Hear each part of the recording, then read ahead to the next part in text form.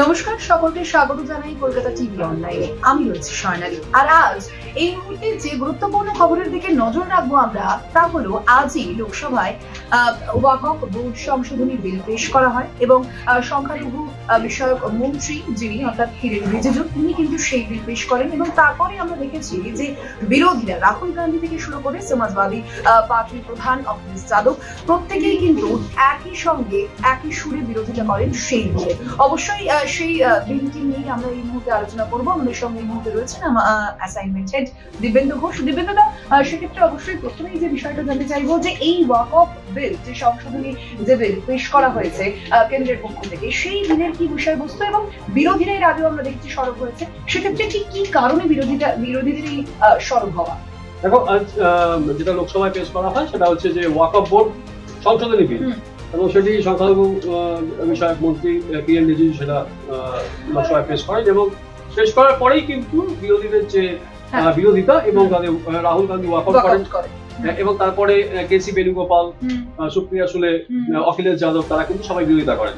মূল যেটা বিষয় সেটা হচ্ছে যে এই বিল নিয়ে বিরোধিতা কেন, অর্থাৎ ওয়াকফ বোর্ড, সেই বোর্ডে এই বিরোধীদের একটাই তাদের যে বক্তব্য যে ওয়াকফ বোর্ড যেটা তৈরি করা হয়েছিল সেই বোর্ডে থাকবেন শুধুমাত্রই মুসলিম সম্প্রদায়ের মানুষ।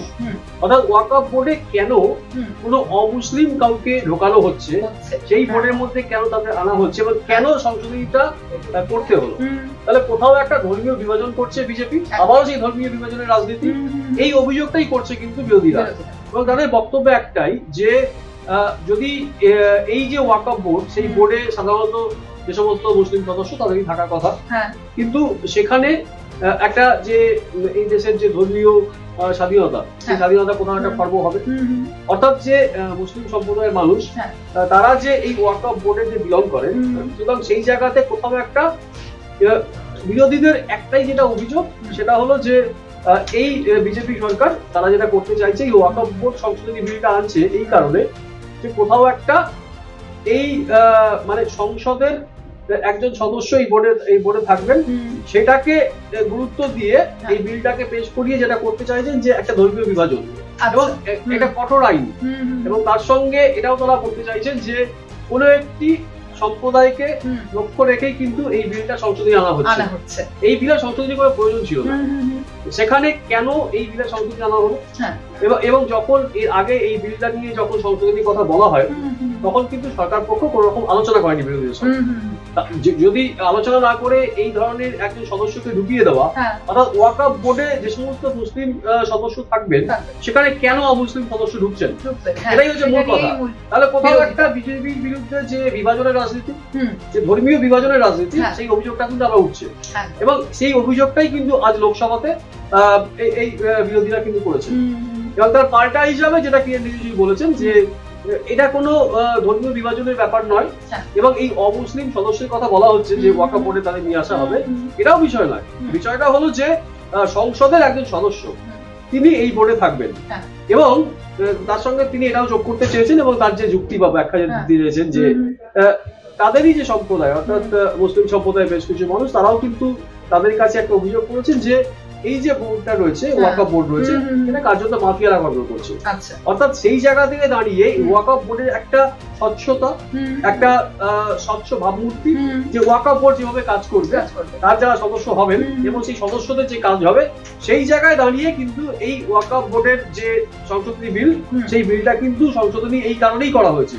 এর মধ্যে কোনো ধর্মীয় বিভাজন, কোন রকম কোন একটি বিশেষ সম্প্রদায়কে লক্ষ্য রেখে এই বিলের কোনো তার মধ্যে কোনো ব্যাপার নেই। এবং যে কারণে এই যে আলোচনা হয়েছে, যে বিরোধিতা হয়েছে, হ্যাঁ, সেটা ওয়াকআউট, এই সবকিছু মিলিয়ে আজ লোকসভায় কার্য তুলকালাপ হয় এই ওয়াকফ বোর্ড সংশোধনী বিল নিয়ে।